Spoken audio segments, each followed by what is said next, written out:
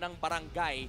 And I feel like this goes against what they're naturally is capable of, yung mga Omega timers. Kasi this time around, instead of playing for the late game, they're playing actually for early game kasi napakalakas ng protection nila dito kay Bruno. And that equates to Bruno just taking down towers. Pero may pampigil naman dito ang Minana Evos. Interesting lang kasi yung composition ng Minana Evos, if we look at it, medyo in contrast din sa lineup ng Omega. Sila naman yung late game this time around. Yeah, 4 protect 1. And actually, I'm quite happy na as someone who really had a lot of respect for Domeng noong MPL Philippines Season 11 and up until now, nakita natin na malalaro niya yung Claude niya. And Claude was one of the best heroes he played with last season. At isa sa mga rason kung bakit naging pal Domeng siya. Late game, catch up, out of nowhere. Yeah. Siya yung magsasalba ng laro para sa Minana Evos. Oy, I like this pick na nagmumula sa side ng Smart Omega and looks like it's going to be the Eve na tatapatan lamang ang makikita nating Valentina dahil para sa akin na in this meta, parang Valentina na naman talaga yung go-to mid laner kung saan na kaya niya talagang sabayan kahit sino. Kumbaga walang losing matchup. Ang kinagandaan kasi dito sa Eve, last pick ng Smart Omega is may dalawang school of thought. Pwede ka maglagay ng damage output para may supplement kay Bruno, pati na kay Kufra. Kasi isipin mo pag Kufra kailangan mo ng burst. Pero again, they are playing for Kelra. They are playing for push setups. Ang kailangan nila dito is yung immediate crowd control. Meron silang pang zone with the Fredrin and the X-Borg. Ang kailangan nila is kapag pumasok ka sa territory ng barangay, literal nilalak yung gate sa likod. Tapos, sasabihin nila, community service ka muna. Dalawang magkakaiba na lineup ang nakita natin pagkatapos ng draft. Audience prediction lamang para sa Omega. Pero walang duda, lalaban dito ang Minana Evos. 2 contrasting lineups. Omega pwede mag-scale ng mabilis early to mid. Minana Evos, mid to late game. Sino ang makaka-hit ng timers nila? And of course, we also have to address, welcome to the MPL Philippines, Andorio. At some point of the game, a poll will show up and you only have until the timer runs out to comment on your prediction with the hashtag. Papasok na po tayo sa ating laban. One lucky commenter who guesses correctly will win a redeemable in-game code. Tandaan nyo ay antayin nyong lumabas ang poll. And MPL Arena, welcome to MPL Philippines Season 12, Week 1, Day 2, mag-ingay para sa Minana Evos at Barangay Smart Omega. Man, ito na yun Ang first match of the day, kadalasan talaga ay nag-iinit agad. And excited ako makita kung meron ba ditong mga extra maneuvers. At pag sinabi kong extra maneuvers, yun yung mga hindi naman kailangan mag-TP doon. Pero TTP pa rin. Actually, yung extra maneuvers nga, pwede mo na rin bangkitin yung ginawa ng Grak kanina. Level 1, Guardian's Barrier. Muntik ma-reset yung purple buff. Pero stuck na dito nanggugulo. Pero napakabilis naman kunin ni Boyd AR yung kanyang purple and orange buff. Being a back shot. And of course, meron din siya dito ng concussive blast. Napakataas ang kanyang damage output. Chakno might slide here. Figure out. Habulit. Oh no! Chakno might just go down and that's the first blood going to the hands of Minana. Grabe, medyo nakadalawa kasi yung Torre.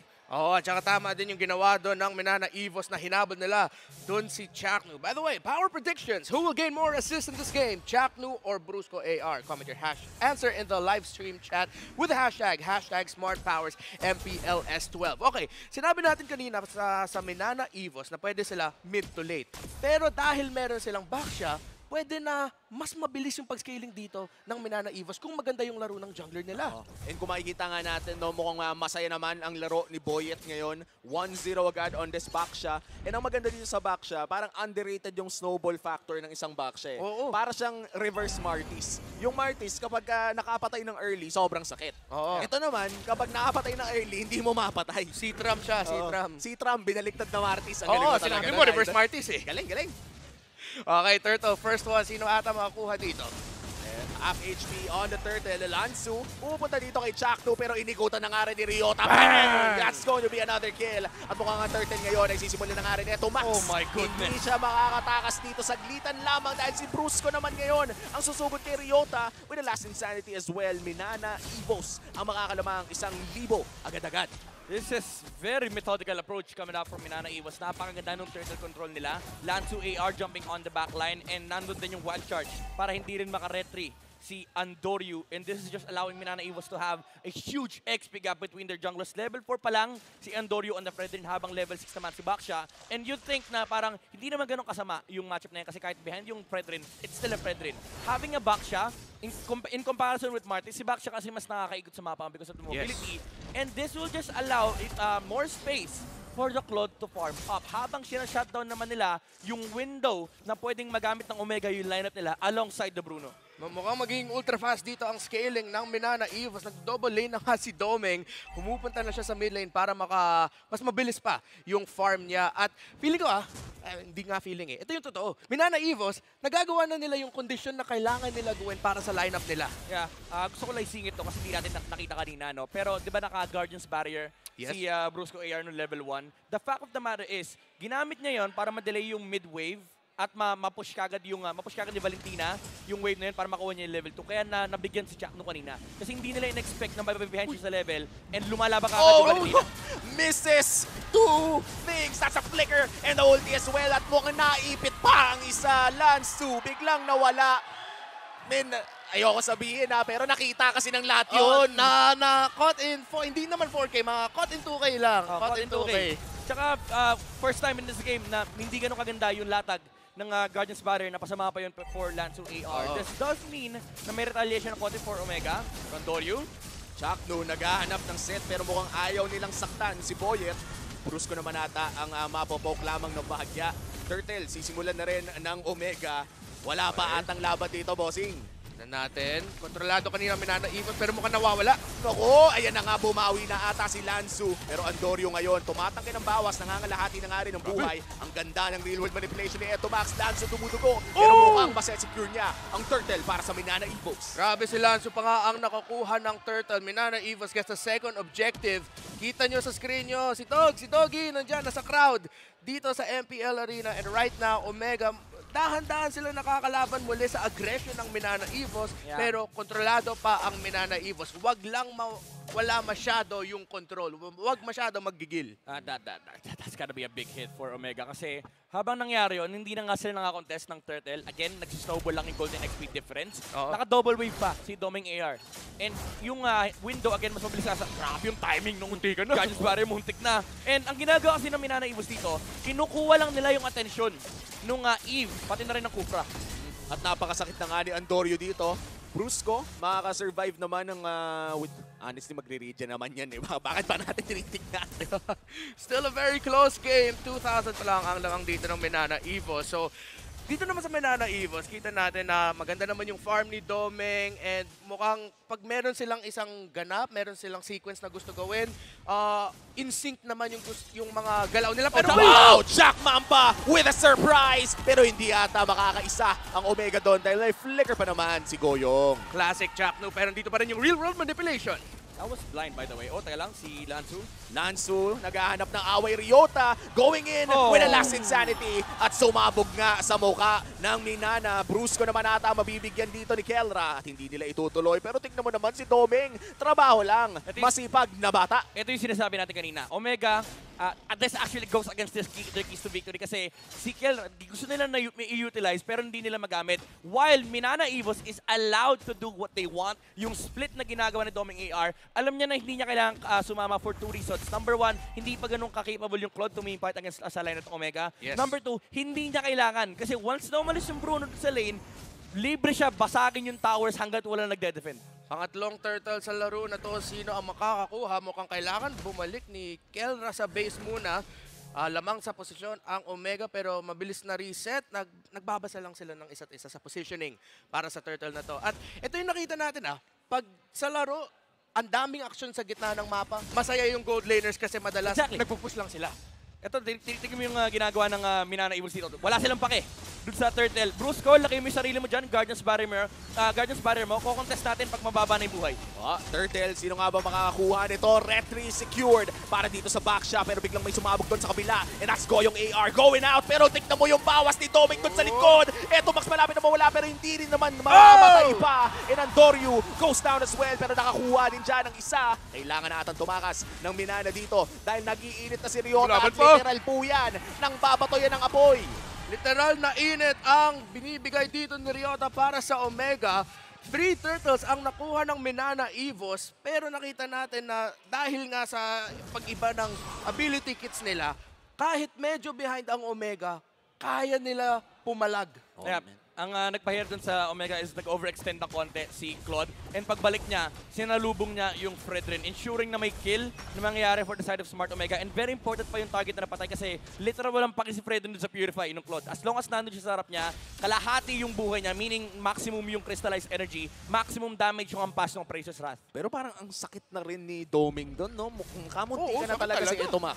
Yeah. Masaya yung buhay niya sa pag-farm. Yan. Bilis niya nakukuha ng Golden Staff.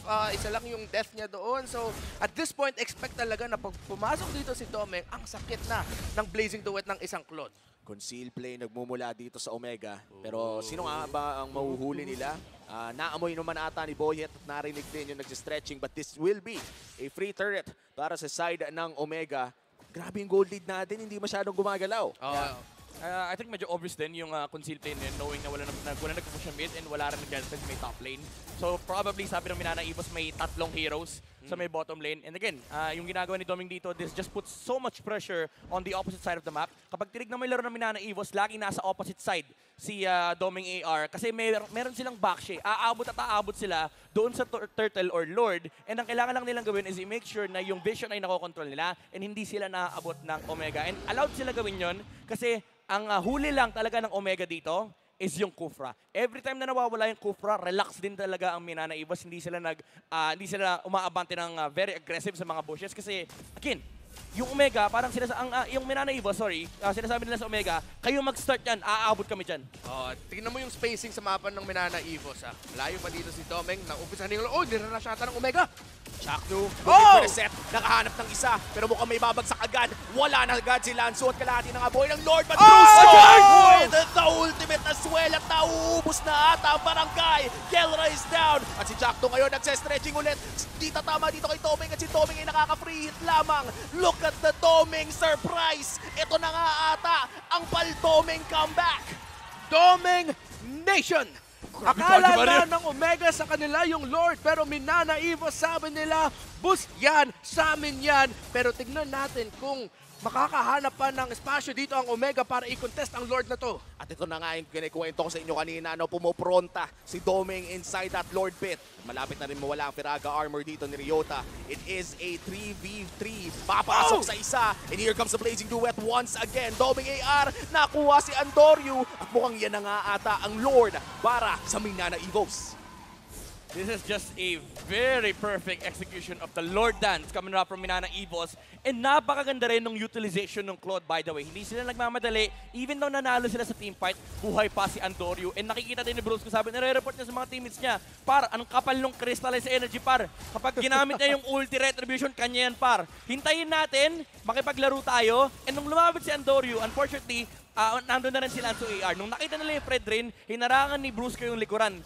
Effectively cutting down the exit. Tapos sabi ni Lanzo AR, penalty zone ka sa akin. Consistent at systematic ngayon ang Minana Evos. Yung parang lahat ng assignment nila papunta sa laban na to, natupad nila. Nagawa nila lahat. Yes. Si Domeng magpa-farm, magsisplit, yung rotation ng 4 na miyembro ng Minana Evos habang ginagawa yun ni Domeng, yung control sa mga objectives.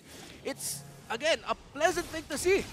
Nahanap ata si Brusco. Chaknu might just get this big play pero makaka-wild charge palayo. Going AR ngayon ay papasok na rin pero konting poke lang naman kay Chaknu mangyayari. That's the Kufra ult though. And wala silang pang team fight dito. Pero fortunately for Smart Omega, kaya pa naman nilang mag-defend. Pero again, habang tumatagal yung oras, yung Omega timers actually nasa kabila kasi they have a Claude. Even though, sabihin natin, may damage output naman yung Smart Omega. Nandiyan pa rin yung Bruno. And masakit din yung Eve sa late game, especially with an X-Borg being the front line here for the barangay. Ang dilema lang din talaga nila dito is yung binabanggit natin kanina sa keys to victory. When it comes to split push, lugi sila sa late game. Okay, looking at the Infinix instant replay, masok na si Chakno, but the counter engage kagad na nilalabas ng Minana Evos. And of course, the late entry. Ang haba ng listahan ng Omega sa mga dapat nilang iwasan. Ang daming setup, ang daming late initiation na pwede ilabas ng Minana Evos na hindi mo pwede sabihin na isa lang yung hinahanap nilang set eh. Yeah. Kasi pag pumasok si Brusco, baka mag-late entry si Lanzo at saka mag-late entry din si Doming. Tsaka paano mo naman ba kasi iiwasan ang Blazing Duet kung nasa mukha mo na at hindi ka rin Oo. makagalaw? Yeah, Pati- talagang wala kang takas eh. Kasi kapag tinignan mo, wala rin talagang sagot yung Omega. They just have to deal the damage through against the Claude. Pero may Wind of Nature na rin siya. Kasi, so kaya niya ng harapan si Kelra. The only thing na papatay dito sa Claude is number 1 yung mistake. If magkamali si Doming AR sa kanyang sa kanyang BMI. Oo. Or if mahuli ni Chuck yung Claude na walang Purify. It's interesting. Parang classic Omega storyline to, di ba? Yung tipong, guys, kapit lang, makakahanap tayo ng turnaround. Pero mukhang mahirap yun na pwede mangyari para sa Omega. Yun nga, kasi sa sobrang habang listahan ng crowd control effects ng Minana Evos. Pero hindi mo pwede iduda na pag nandyan nga talaga at nakakapit ang Omega sa isang teamfight at nagamit masyado ng Minana Evos, yung mga skills nila, makakaikot pa ang Omega. Chakno, hindi nahanap si Doming, pero mukhang si Ryota ngayon ang makakakuha ng konting damage. Kailangan mag-back ng Omega. At Lord ngayon ay sinisimulan na pala dito ni Boya. I don't know if that was a Chakno na talagang hindi niya ginamit yung flicker or baka na-misclick niya or baka binibait. Kasi baka iniisip niya pwede ko i-bait yung Purify ni Doming. Pero again, opposite side ng map map sila kanina pero this time around kasama ni Claude sa teamfight. Grabe yung pwesto dito ng Minana Evos, Lord, down to 50%. Naghahanap ng pwesto si Andoryu. Pero mukhang babagalan muna ng Minana Evos ang pag-take ng Lord na to. Nag-aantay ata sila ng mas magandang pwesto. Resets the Lord at mukhang hindi na nila sasaluhin pa. Matagal-tagal atang Lord Dance ang ating papanoorin dito. Oh, chumachacha. Pero kita natin yung Minana Evos, nire-respeto rin talaga nila yung potential comeback factor ng Omega na kahit sila yung lamang, kontrolado nila yung laro so far. Pag nakita nila dito sila, in Andori, wala sila masyadong impormasyon, steady lang daw muna sila. Grabe, o tinan mo si Doming. No. Ang daming kaganapan pero Naka muna ako purple boss.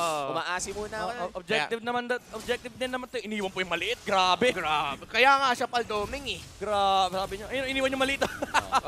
Ano yan, medyo charity na... Ay, grabe! Kelra might be in trouble pero hindi pa naman siya namamatay. And that's Doming AR. Gone already. Malaki to para sa barangay pero si Boyet ngayon ay sumusubod na rin. Here comes the last insanity. Pinasabog na nga ni Ryota ang marami. At yan na nga, 3 na ang nawala sa Minana at mamanahin nata nila ang kamatayan mula sa barangay dahil si Boyet AR na lang ang pinagtitripan ng dalawa.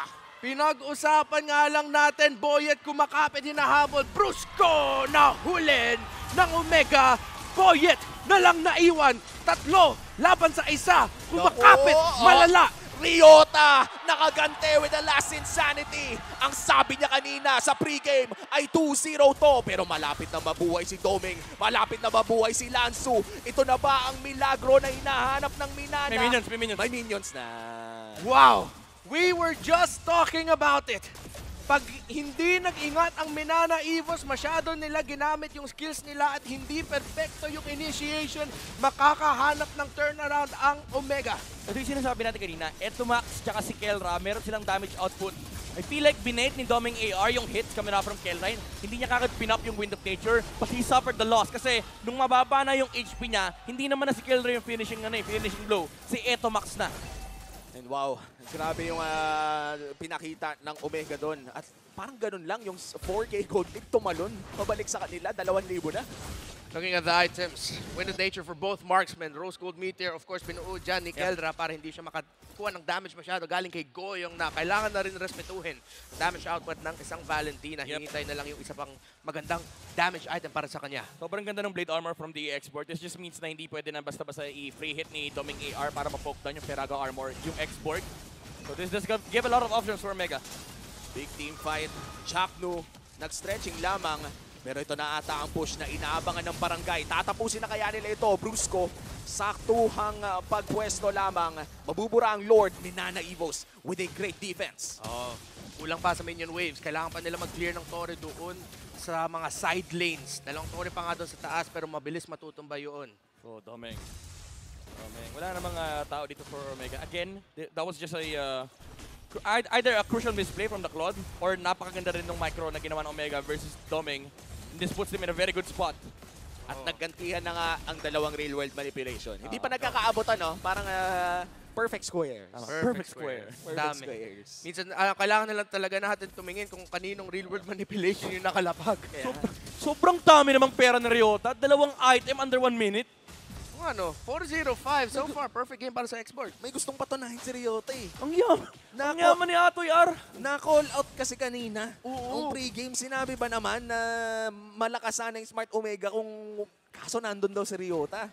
Yung tawag doon, beautiful storytelling. Oo. Na kinall out ka ng isang player, tas ngayon, ang ganda ng laro mo dito sa game number 1.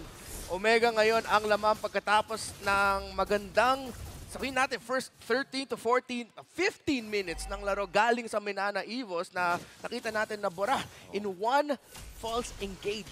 Grabe, sabi ko kanina nasa side ng Minana Evos Omega Timers pero iba pa rin talaga pag Omega ang may hawak ng timer nila. 18 minutes in. 2 minutes in na tayo sa Omega Timers. And 2 minutes na rin nasa harap ng base ng Minana yung Omega. Oh, kilala natin yung Barangay Omega habang tumatagal lalong sumasarap ang laro nila.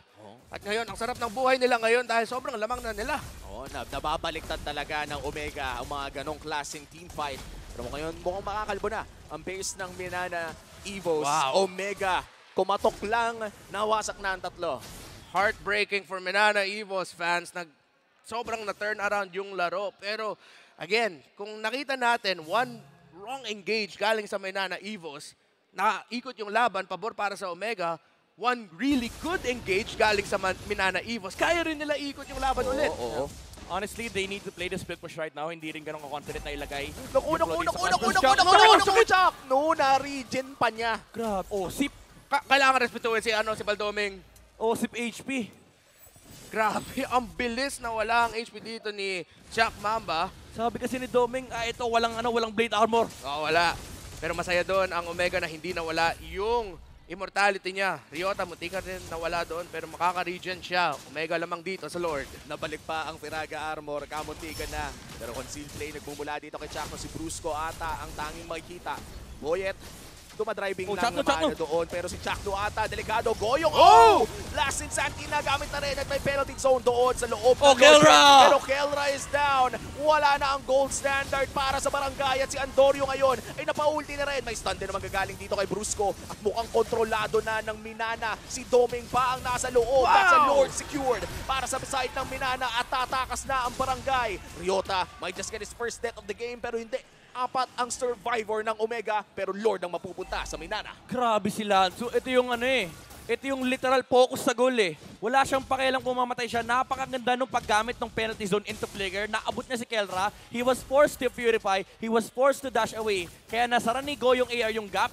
Number 1, meron na siyang double dash. Ginamit pa niya yung last insanity para magkaroon ng mini dash. And naabot niya si Kelra sa may bandang likuran. Effectively removing yung main damage dealer ng Omega. And sabi ng Minana Evos, okay na. Tapos na yung clash. Focus na kami sa Lord. Welcome to MPL Philippines S12 Lansu. Grabe yung pagpasok niya doon gamit ng penalty zone na mukhang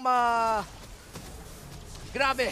Omega, speechless ako doon sa pagpasok. Na-penalize eh. Na-penalize talaga eh. Parang balibaliktad tong laro na to eh. May minsan lamang Omega. Yung mga perfect XP laner moments, yung nagawa mo talaga yung trabaho mo na para maikot yung laban. Yun na naman talaga ang kailangan nating makita. Pero ngayon, Chakdu naghahanap ng nice set, pero touch! hindi tatama. Nice Oh touch my goodness. mula sa Minana Evos. Pero tutunawin na ata ng Omega ang Lord. That's 1 inhibitor down. Mission successful para sa Minana Evos. Grabe si Goyong. Yung proc ng Last Insanity, may window kasi na may konting CC immunity. Oo. Yung Last Insanity, hindi siya tinamaan nung knock-up ni Chaknu. Malik na bagay, pero naka-disengage ang Minana Evos na walang punishment coming up from the barangay. Okay, so umabot na tayo sa punto na yung laban na to ay magdedehado galing sa isang team fight. One wrong move, one perfect move from either of these two teams can determine the result of this game. And so far, si Ryota pa rin ang wala pang deaths dito sa laro na to. 4-0-5. Ito yung pinag-uusapan natin, no, na pag umabot na ng late game, isang team fight na lang ang magde-decide. Isang Lord na lamang. At kung titignan natin ang item builds natin ng FWD Insurance ay talagang lock item na halos lahat. Yeah, meron na rin nabanggit mo na kanina yung yung mga lock item nila. Very important dito is yung insurance policy for the Claude na meron siyang Wind of Nature again to mitigate the damage output of Kelra. Pero nandiyan din yung mga immortality sa side ng Smart Omega. Ngayon may hawak na si Kelra, meron na siyang immortality, hindi na sapat yung double down close the gap na objective dito for Minana Evos na tataro na ng penalty zone tapos i-burst. Kailangan makahanap talaga ng magandang lord sa Minana Evos. That's why split pushing is gonna be really important here kasi hindi ganun kadali for Minana Evos na harapan yung Omega. Number 1 nandyan yung X-Borg and number 2 nandyan yung Eve. These two heroes are really good in lord dances kasi nandyan yung slow, may true damage na nagagaling kay Ryota and may sustain. Tapos again yung nilalak ka sa isang box kapag lumabas na yung RWM. So kailangan mag-ingat na Minana Evos. They need to place the Claude on the opposite side of the map. Pero alam to ng Omega. Sabi ni Kelta, Claude God din ako. Kung ako yung Claude dito, ganyan yung gagawin ko. So guys, dito tayo. From the matchup of the gold laners to the matchup of the roamers, yung kailangan gawin dito nila Lanzo at saka ni Ryota para sa kubanan nila, sobrang taas ng halaga. Isang magandang pasok gamit ang penalty zone, isang magandang lapag ng Last Insanity ng X-Borg. We have to watch out for those two key abilities galing sa XP laners. At Evolve Lord na rin ang usapan dito. Ito yung mga game-changing objectives talaga sa loob ng isang laro. Sisimulan na ni Andoryu. Chaknu nag-check push lamang. Kontrolado sa ngayon ng Omega ang Lord Pit. Pero nandyan na rin si Poyet at Lanzu. Doming split. Ito yung mahirap eh. Kung mahirap from frontline sa Minana Evos, sa side naman ng Omega, ang hirap nung palakad-lakad ka. Uwi ka ng uwi ng base. Kasi may split pushan tayo. Nagamit ni Etomax yung real world para hindi mamatay yung Torre doon sa baba. Para lang makaklear ng wave. Doming! Naku! Si Doming naman ata ang gusto. Oh! Kaya na-affli ni Kera na ng Mamba. Pero may gante si Brusco at si Kel na ngayon ay nag-dash. -1, wala ka na Doming. At si Brusco naman ata ang isusunod. Yung immortality ay hindi sapat dahil dalawa ang mawawala sa Minana Evos. Oh my goodness!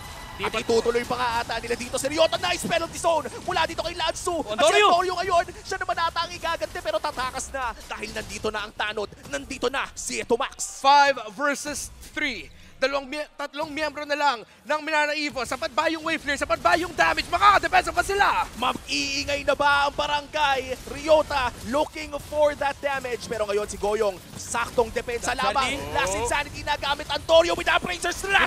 Sumabog ng sabay-sabay. Yung mga immortality ay nawala na rin at si Andoryu ngayon ay tumatangke. Pero sapat si Goyong. Sapat ang damage.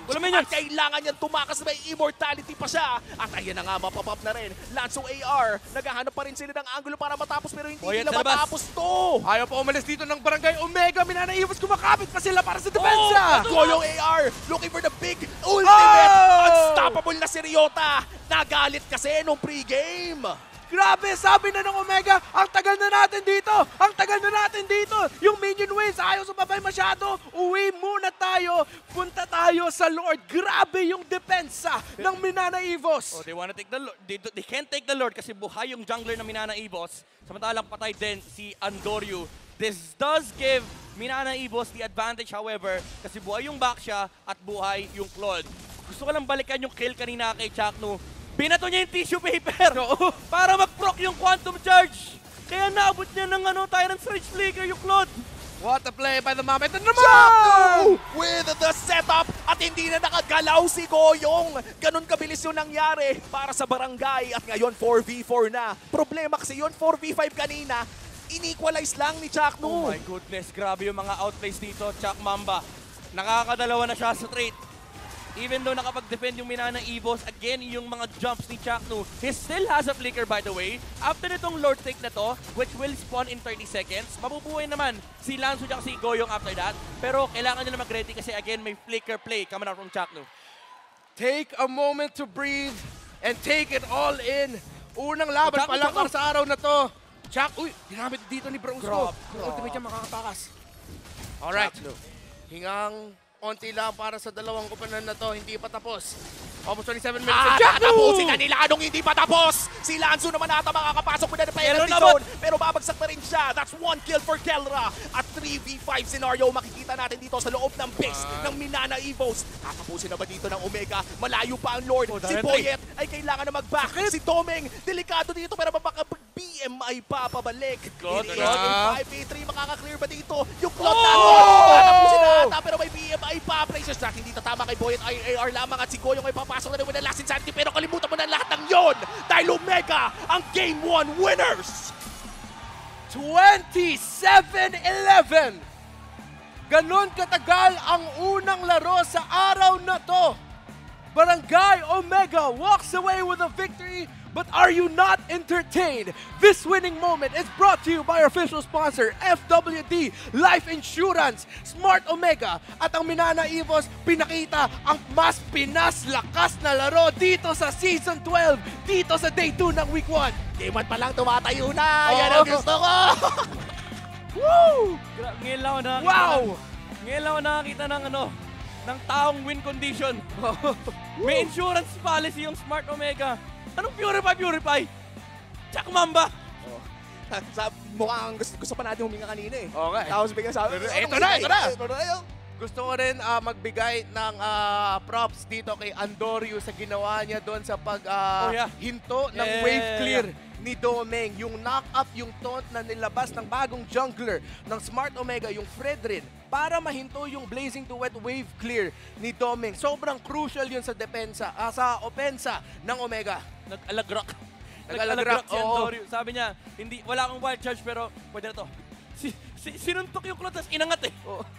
Nakasin yung Blazing to Wet eh. Ginawang burger. Oh my God, grabe yung Flinlit lang na mechanics. ganun eh. Whoop! Lupit. Grabe yung pinakita, hindi lang ng Omega, pero of course ng Minana Evos rin. Back and forth yung laban. At doon nga, umabot na nga sa punto na naging sino ang makakakuha ng mas magandang team fight. Ang sagot doon ay Omega. Yun, nakita nga natin yung sagot. Gusto ko lang sabihin, yung comp execution, definitely Minana Evos. Yes. Pero yung stellar individual performance, nakuha na Smart Omega.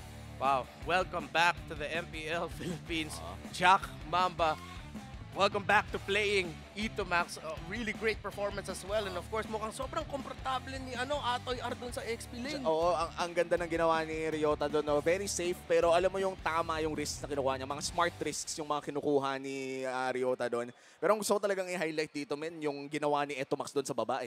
Ang laking tulong nung alam niyang importante yung wave na yon na nag-real world siya para hindi bumagsak yung inhibitor. Although it's at the expense of the team fight, pero alam kasi nila, kailangan nilang ayusin muna yung crowd problem nila. Pero being Smart Omega, anong ayusin yung crowd problem? Akala mo nag-split push ka? Hindi. Hinahunting ka namin.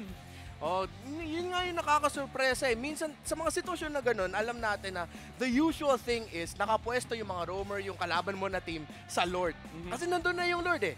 Yun yung hinihintay nila. Pero dito sabi ng Omega, kakainis na tong split push na to. Sige, kuhuli nga natin si Domeng. Kasi may false sense of security. Yun. Dahil hawak niya yung Purify. Sabi ni Domeng, pag natalon ako dito, safe ako. Pero ang hirap kasing i-compute nung micro-mechanic play na ginawa ni Chaklo. Alright, feeling ko excited na si Midnight dito himayin yung laban. Welcome to the Analyst segment brought to you by Midnight.